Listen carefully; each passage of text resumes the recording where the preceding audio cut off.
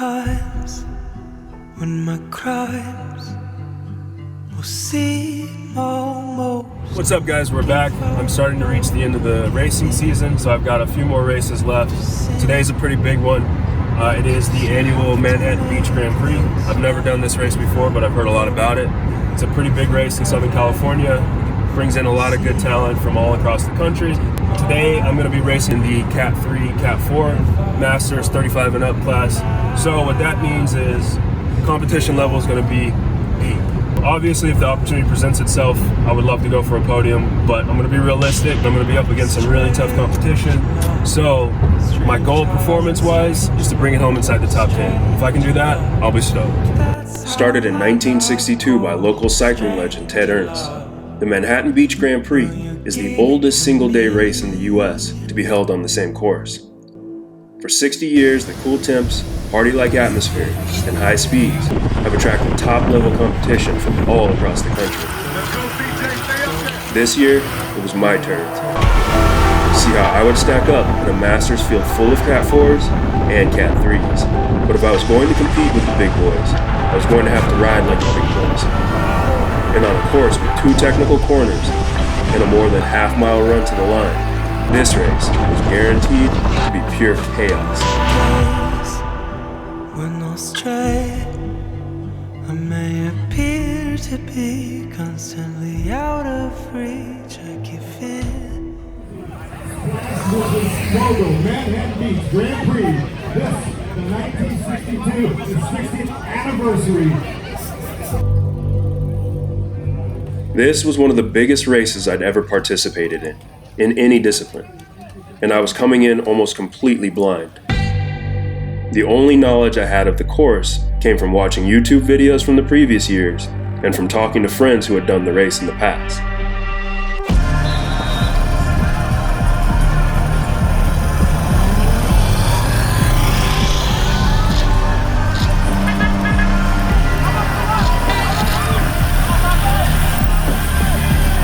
What I had learned was that one of the best ways to conserve energy was to carry speed through the corners in order to avoid a massive water jump every time we accelerated out of it. But the biggest lesson was to hold my horses when it came time for the sprint, because the run to the line was more than a half-mile long.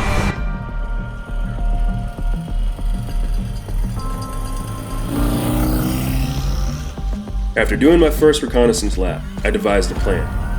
The course was simple in design, but complicated in concept. It was essentially 2 long bending straights, connected by 2 wide but poorly paved hairpins. The first straight was characterized by a short but punchy hill that was followed by a short downhill, leading into the second of 2 hairpins.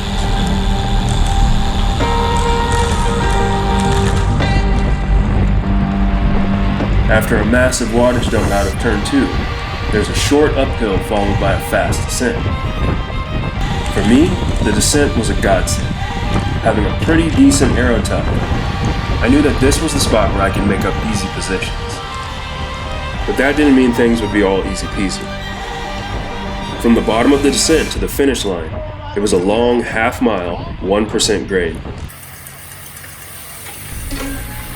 But life is all about solving problems. For me, problem number 1 was going to be figuring out how to conserve watts coming out of the corners. Figuring out a solution to this problem would play a critical role in determining where I could launch my sprint. Problem number 2 was figuring out where I could move up. Despite the fact that we had a wide 2-lane road, every single lap the field would fan out and clog up the entire street. Last, but most important, problem number 3 was to figure out where I needed to be when it came time to launch my sprint.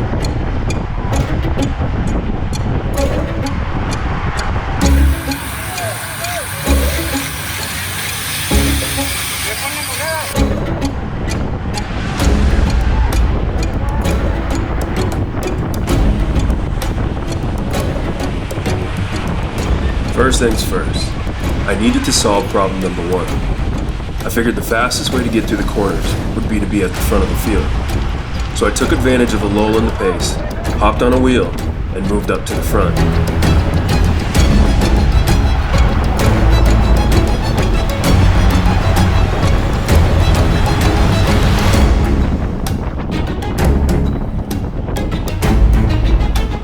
Being at the front now gave me two advantages. One was carrying more speed through the corners, and the other was giving my buddy Cliff from Cliff's Angels Photography a chance to get some killer shots of him.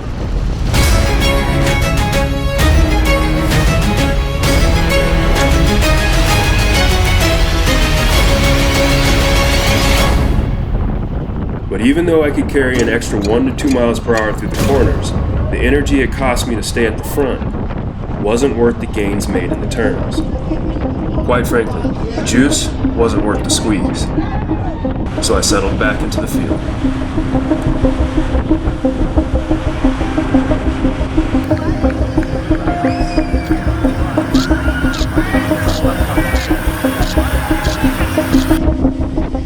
It was time to re-strategize, but time was not on my side.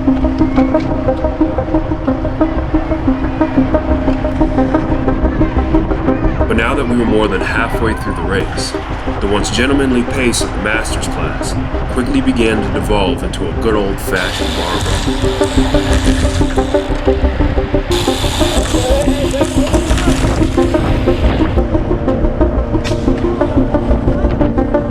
Put a bunch of over 35-year-olds together in front of a crowd and entice them with plastic medals, and things are bound to get sketchy.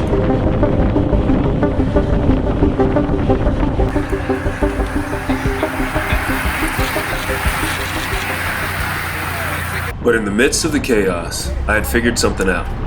I realized that there were three main areas where I found myself naturally making up positions without too much effort. The first area was on the brakes, going into turn 1. The second area was going up the hill right after turn 1.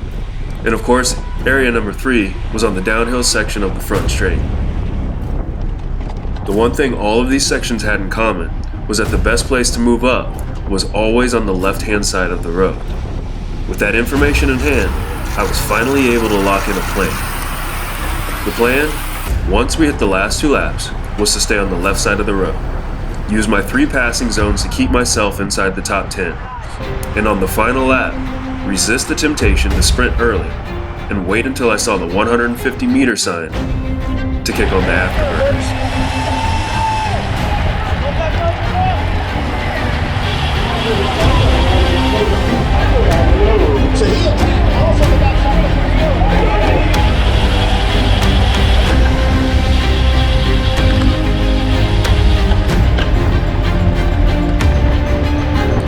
I'd come up with a plan in the nick of time. We were now on the penultimate lap, so that meant that it was officially time to start fighting to stay towards the front. And I was already in a really good position. But the important thing to remember was that the course was over a mile long. If I spent too much energy fighting to stay in the top 10 with more than a lap to go, then I would have nothing left for the final lap. And more importantly, nothing left for the inevitable 250-meter sprint.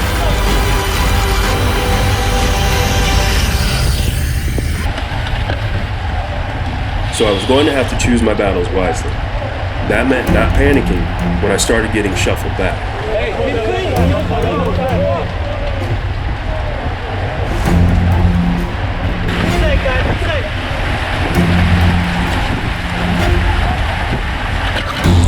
With such long straights, I didn't need to take a big risk in the corners. If there's one skill I'm confident in, it's my ability to go downhill fast.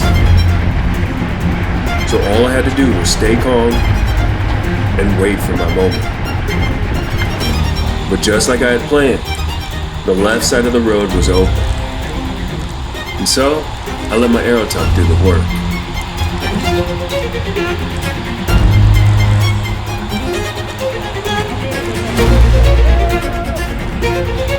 A few kicks to the pedals and I was right at the front.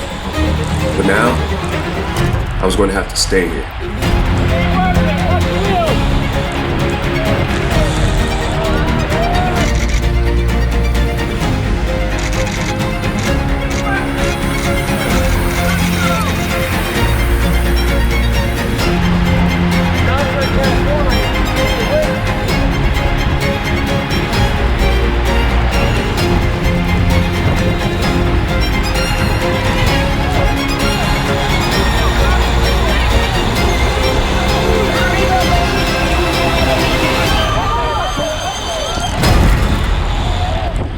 This was it. One lap to go. 2 corners, 2 long straights, and 1 300-meter sprint to the line. Every right move and every wrong move that I made from this point forward would determine where I'd cross the finish line.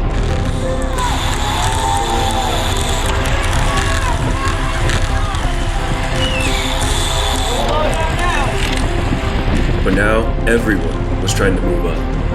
So if I was going to stay at the front, I was going to have to sacrifice watts and fight to keep from getting shuffled back in the swarms. And when I say fight, I mean fight.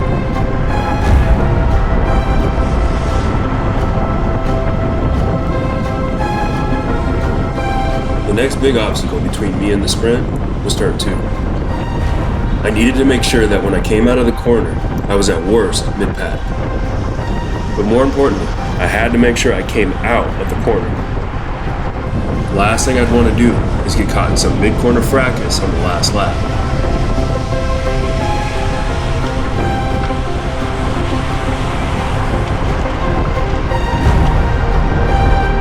Fortunately, everyone made it through the corner, but now I had a big problem. My plan to move up on the left side of the road seemed to be everyone's plan. I was blocked in, and I was sitting in 20th wheel. If I wanted a top 10 finish, I would need to be at worst 12th by the time we started the sprint. And the only way up was along the curb. But everyone who races crits knows that running up alongside the curb is the ultimate risk.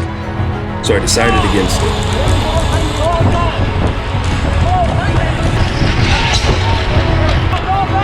And my decision saved my race and my body. But now all my plans were out the window. It was time to sprint.